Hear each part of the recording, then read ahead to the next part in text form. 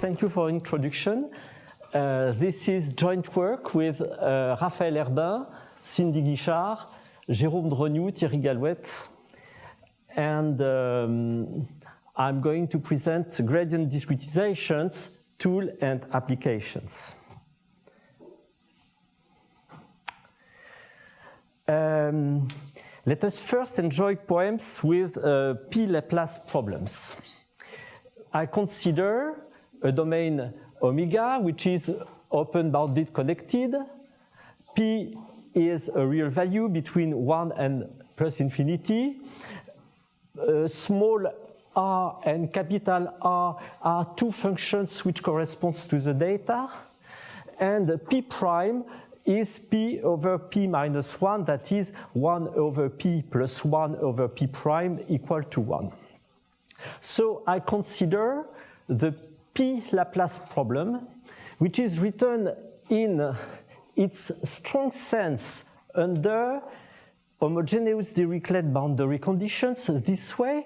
This is the space in which we look for the unknown function, and this is an equality of two functions in LP prime. So this is the strong sense of P-Laplace problem that I'm going to consider, and this is the weak sense which is just obtained by multiplying this equation by a test function taken in the same space. So I'm going to consider a few discretizations for this equation, and the aim of my talk is to generalize. So we had the generalizations with Marco this morning, and my generalizations will be on boundary conditions. So the first part of my talk is considered with homogeneous Dirichlet boundary conditions. Let me give for gradient discretizations the schematizations that we are going to consider. We consider the following discrete objects. Capital XD0, it is a vector space with on the R, and it is a vector space of degrees of freedom. Pi d is the reconstruction of a function, and nabla d is the reconstruction of a gradient. It is chosen such that the LP norm of gradient d times an element of xd0, this is assumed to be a norm on the space xd0. So these are all the objects which are necessary for homogeneous Dirichlet boundary conditions. And using these objects, it's possible to give a very general scheme for the P-Laplace problem, which is just obtained using the weak formulation of the P-Laplace problem by replacing each continuous function by a discrete one. And this gives this scheme, and as we are going to see, it can apply in three examples, very simple, three examples of space approximations which can be seen as gradient discretizations. Let us see them. So for the first one, we are applying mass lumping and we are no longer conforming. We consider a triangular mesh, and the degrees of freedom are the values at the vertices of the mesh. And we construct the space of the degrees of freedom in such a way that the values at the boundaries are 0. And then we can build two functions, the reconstruction of a function which is piecewise constant on a dual mesh with respect to the vertices, and a discrete gradient which is the conforming gradient with respect to the P1 finite element, the classical P1 finite element. So you see that this way, we just have a way to give a theoretical basis to the mass lump P1 finite element, which is just by considering a function reconstruction and a gradient which are independent.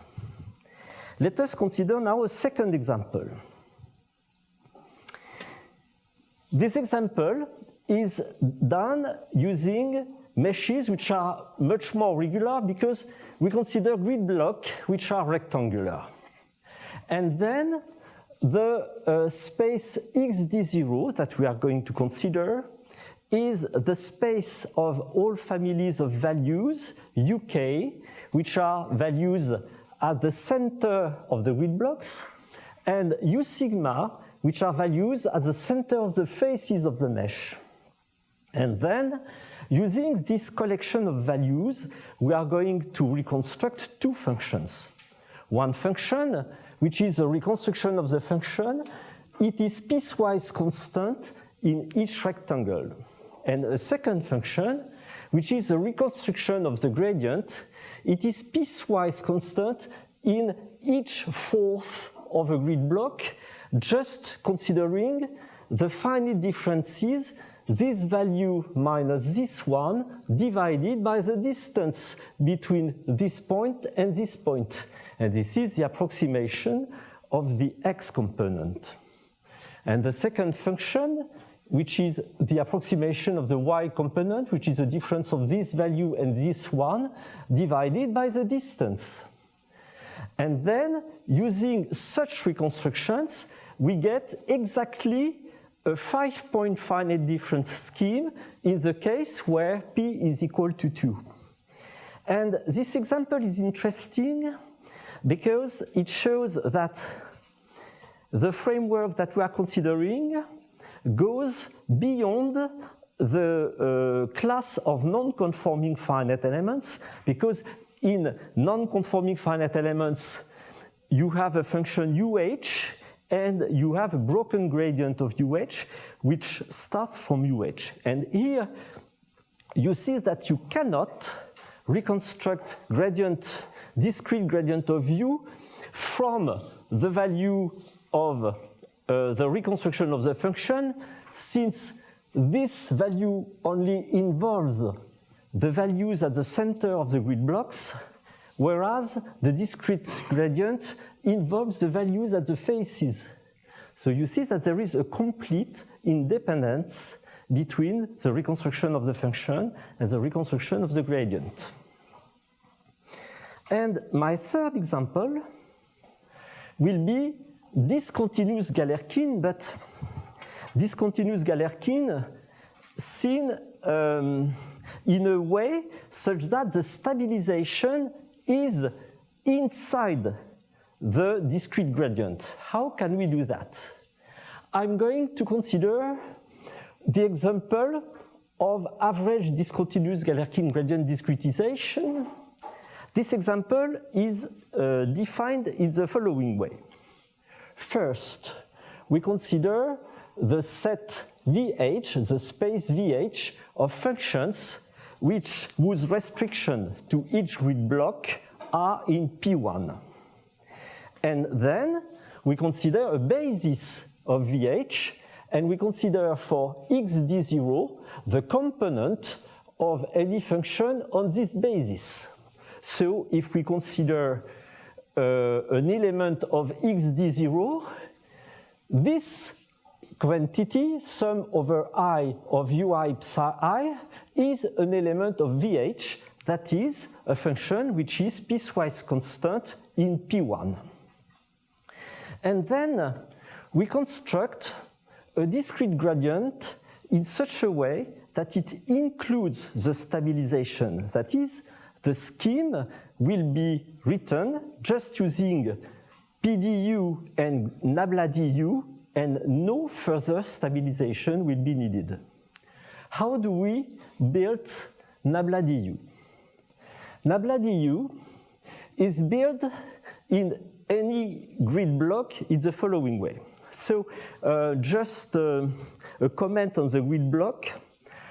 I have drawn a grid block which is clearly polytopal, and this is the only connection of my talk with the polytopal thema. And unfortunately, I have never used in any computation such a grid block, so in some way it's a little artificial. But let us consider a grid block which is star-shaped with respect to a given center. We split the grid block in two parts, an inside part which is deduced from the grid block with a ratio beta between 0 and 1. If beta equals 0, this red part becomes just a point. If beta is equal to 1, the red part is equal to the black part. And we build the discrete gradient in this way.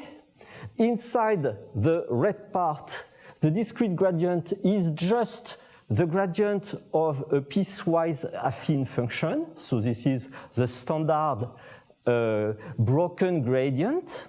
But in this part, along the boundary of the grid block, we complete the gradient by adding a second part, which is linked to the jump at the different faces of the mesh. So how do we compute this? This is the average value of any function, any element of xd0. We consider the affine reconstruction into the grid block, and we consider the average value on any face sigma. And so the jump, it is an average jump. If the face is an interior face, the jump is just the difference of the average value. If it is a grid block which is located at the boundary, the jump with the boundary is 0 minus the average value 0, which stands for, I'm sorry, which stands for homogeneous Dirichlet boundary condition. And so, just defining the gradient this way, we get a method which is able to be used in the P-Laplace problem, as we are going to see in the next slide. These are the results which have been obtained using the method ADGGD, average discontinuous Galerkin gradient discretization, on the P-Laplace problem. So we considered a triangular mesh, we consider 3 values of P, and I plot here the profile along a line which is very close to the first diagonal. So we see the difference between the discontinuous Galerkin gradient discretization and analytical solution. The difference is very small, even with a so-coarse mesh. So you see that the advantage of plugging discontinuous Galerkin method into the gradient discretization framework is that you can directly design schemes without thinking about additional stabilization. It's not necessary, since stabilization is inside the gradient. So let us look, in the case of the P-Laplace instance, the GDM shows some convergence, and let us see which kind of convergence. The result is the following. For any scheme defined by xd, pi d, nabla d, such that nabla d is a LP norm of nabla d is a norm on xd, we get the following error estimate. This error estimate is in this inequality, and here we have another sense which shows that some conditions are necessary in order the method converges. Let me describe this error estimate. We measure the properties of the discretization with 3 indicators. The first one, CD, is an indicator of the discrete Poincaré inequality which holds with the method. So this is the, in fact, it is the norm of the linear operator pi d with respect to the norm in the space xd0. And the second indicator measures how precisely we can interpolate any continuous function phi taken in the continuous space, with a function taken in xd0, just a 0 which is missing. So this is the minimum value between the difference of phi and the reconstruction of a function, and gradient of phi and the reconstruction of a gradient. So this measure, what we call the consistency, it is in fact an interpolation error. And this indicator measures the loss of conformity due to the fact that we use a non-conforming method. We have in this function, for any function which is in W d p prime, so what is this space? This is the space of functions which are in LP prime, such that their divergence is also in LP prime. And for any functions in this space, we consider the following quantity. Note that this quantity should be equal to 0 if the discretization were conforming, since it is just what we have in the case of the Stokes formula. We just have that this quantity is equal to 0. Recall that we are considering homogeneous Dirichlet boundary conditions. And this quantity is different from 0 for any non-conforming method. And so what we get, it is that the error of the scheme is bounded by a function of the conformity error plus the consistency error with some power. And for the 3 methods, for the 3 examples that we just passed into review, I recall, so it was mass P1 mass lumping, finite difference, and discontinuous Galerkin. We have the following result. If P equal to 2 and D lower than 3, so this is a mistake. P, I don't take it equal to 2. But D lower than 3, U bar, when U bar is in this space and when this relation holds, then we have, thanks to this inequality, we have an order H P minus 1 if P is between 1 and 2, and H at the power 1 over P minus 1 if P greater than 2. What I must, I just underline that these inequalities shows that these 2 quantities have to tend to 0 in order that the method can converge. And we see also something, if P is equal to 2, the order of magnitude of the left-hand side and the right-hand side are similar, which shows that the error estimate is optimal.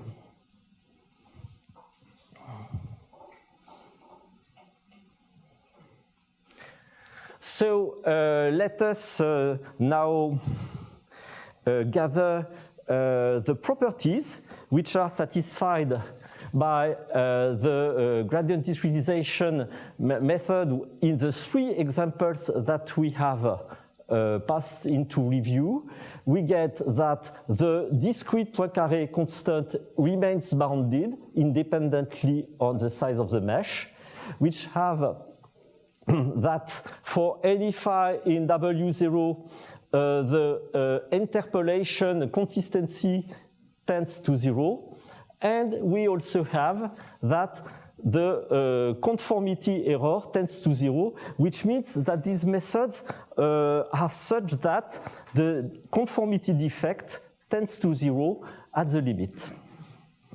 And there is another property that we did not use, which is compactness. That is, for any sequence of meshes, if the discrete gradient of some discrete function remains bounded, then there is some relative compactness properties of the set of the reconstruction function, which means it is possible to extract a subsequence of the reconstruction function which is converging in LP of omega. And this property is essential in order to handle some nonlinear problems. But I don't use it in this talk. But now the question is to open this type of discretization to other boundary conditions. And I take now the example of non-homogeneous Neumann boundary conditions. In this case, the continuous problem can be formulated this way. So let us assume that the data, small r and capital R, and data given at the boundary of the domain are such that integral of R plus integral of G is equal to 0. This condition is necessary in order to get the existence of a solution of this equality, because this equality, if you multiply it by the function 1, you will get that a necessary condition for the existence of a solution is the condition which is written at the top of the slide. And so, considering non-homogeneous Neumann boundary conditions that are written this way, we can write that the weak solution of the problem is the solution of the following equation. So in this formulation, there is some quantity which occurs in the right-hand side. So I have some difficulties to identify left and right, but I think that I will succeed finally. So in the right-hand side, there is this quantity, and when we pass to a discrete version using discrete objects, we have now to add a new object, which is a discretization of the trace at the boundary of the test function. And so, in this framework, the question is, how should we define all the properties, coercivity, consistency, limit conformity, compactness for this example? But we see that there are other boundary conditions that we can consider. We can consider, for example, a Fourier or Robin condition. We can consider non-homogeneous Dirichlet boundary conditions, so many conditions. And now the remaining of my talk will be devoted to propose a generalization of this formulation which enables the application to any type of boundary conditions. So let us enter into this new generalization. So we are farther and farther from the polytopic meshes, because now we enter into functional analysis. So for people who have some books in reference, let's say that we leave books from Raviard to enter books from Bresis. And now we consider the following functional setting. We consider two separable reflexive Banach spaces denoted capital L and bold L. So L will stand for L2 of omega, and capital L will stand for L2 of omega power D. So if you keep this in mind, it will make clear all the objects which are considered here. V is a closed subspace of L prime. So what is V? V is here in order to make coercive the norm obtained from the norm of the gradient. So if we consider W1, 0, we need absolutely nothing, and the set containing only the function 0 will be sufficient in order that the norm of the gradient alone be a norm on the set W1P0. But if now you consider Neumann boundary conditions, the norm of the gradient itself is not sufficient to get a coercive quantity on W1P. It's not sufficient, and what you have to consider is, for example, some Poincaré average Poincaré inequality. That is, you add into the norm the value of the average value of the function. And the average value of the function will be considered thanks to the space capital V, as we shall see later. So this is an addition to the norm of the gradient in order to get a coercive expression for this norm.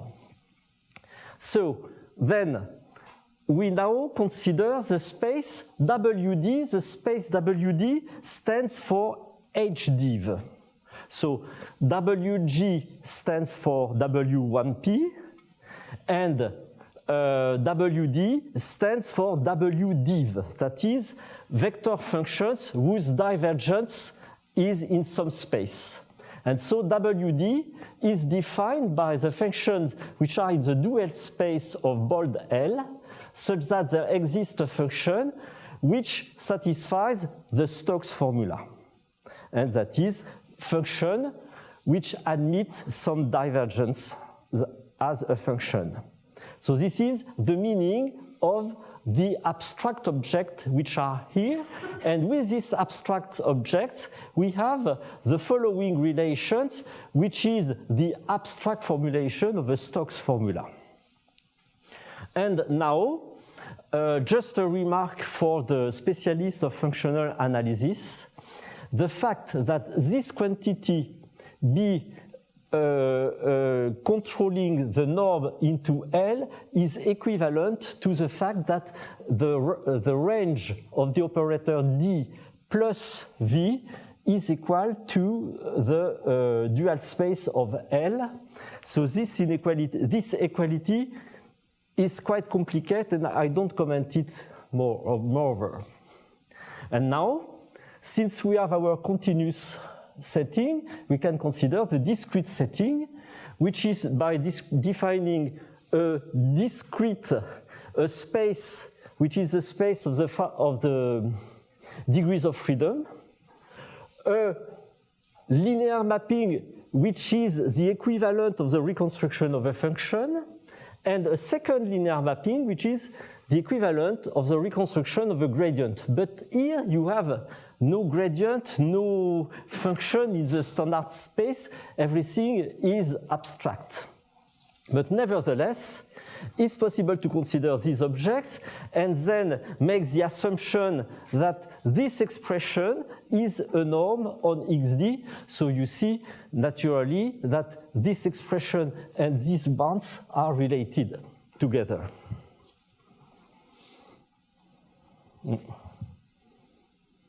So these are the properties of the abstract setting which are considered in order that the schemes built in this abstract framework may converge. The coercivity is defined exactly as it is done in the W10P case.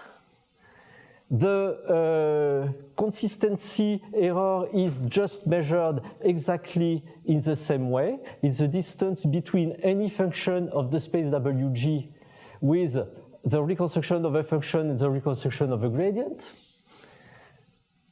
Then the limit conformity, the conformity is measured by the distance between the reconstruction and the Stokes formula. And the compactness is defined exactly in the same way as it was done in the application in the case of homogeneous Dirichlet boundary condition. Let us see an application to an abstract Lorentz problem. So we consider small a bold, which is a function from bold L to bold L prime, which is continuous, monotonous, coercive, and bounded in some sense. So the monotonicity of bold A is the same monotonicity as the one which is obtained, for example, by the P Laplace problem. It is exactly the same monotonicity. And small a stands for the additional part that we must add in order to stabilize the Neumann problem. And the abstract problem that we consider is find this function in the space WG such that this relation holds, and this relation is absolutely similar to the one that we considered at the beginning of the talk with the P Laplace problem. And the weak formulation is just obtained by multiplying this relation by a test function, multiplying in an abstract sense, that is, this relation holds in the dual space of a Banach space, and so we apply this relation to all elements of the Banach space. And so, with a weak solution, we can formulate the scheme this way. And what we have and what we can prove, it is that in this abstract framework, we get a convergence theorem under consistency and limit conformity. Compactness is not necessary here to get convergence because we did not assume that bold A were depending on this quantity. Bold A was only depending on the discrete gradient. So now let us apply this to this abstract environment in order the boundary conditions to be in agreement. So we have here all the abstract objects, and we have the choice that we can do in the homogeneous Dirichlet case and in the non-homogeneous Neumann case. So for bold L, in both cases, it is LP of omega power D. But for capital L, we have two different choices. For homogeneous Dirichlet, it is only LP of omega, and for non-homogeneous Neumann, we consider the product between LP of omega and LP of d omega. So this definition enables to introduce the trace into the trace of the functions into the Stokes formula, since the Stokes formula were formulated just using elements of this space, and so the trace had to be included into the space. And what we get, it is that if we define V by the just the set function 0 in the case of homogeneous Dirichlet, we know that this is a norm on W10P, and in the case where we consider the Neumann boundary condition, this expression plus the absolute value of the function defines a norm on W1P. Then the gradient is defined just by the natural gradient. And here we have to apply the gradient of an element of this space just by the gradient of the first component. So with this setting, it's possible now to define all the discrete objects in relation with the continuous one. And we can, with this reconstruction, completely adapt all the results of convergence that were given for homogeneous Dirichlet boundary conditions. All these results of convergence still hold for all the kind of boundary conditions. So the advantage of this formulation is that we can, with only one analysis, prove the convergence of the method for a series of boundary conditions. Let us see how this abstract setting can be used for extending the application of gradient discretization to other settings. In this slide, I'm just presenting the application to continuum mechanics. So let us denote by omega the set R3, and for L, we consider L2 of omega power 3. So this is the space where we shall consider the displacement. So contrary to the talk that we had a few hours ago, I will consider infinitesimal displacements. And here, capital bold L is L2 of omega times 3 times 3. And this is exactly the space where we consider the gradient of the displacement obtained by this formula. And capital D is an operator which acts on the stresses which are elements of HD of omega power 3. And this divergence operator applied to a stress is the standard divergence of a stress operator. And then the equilibrium of a solid can be formulated just this way. And the operators that we just described a few slides ago are defined just by, as we have seen a few presentations ago, using the Lamé coefficients lambda and mu. So you see that the advantage of this formulation is that it can be used for extending convergence results to multiple problems, including new definitions of gradient and divergence. For example, it can be used in the case of fractured media when you consider a gradient which is both a gradient inside a medium and along a fracture plane, for example. And then this special gradient behaves exactly with the same rules that we have seen in the abstract framework. So it's time for me to conclude. And my conclusion will be quite brief. The abstract gradient discretization setting helps in a variety of boundary conditions for easily formulating general approximations. Thank you very much.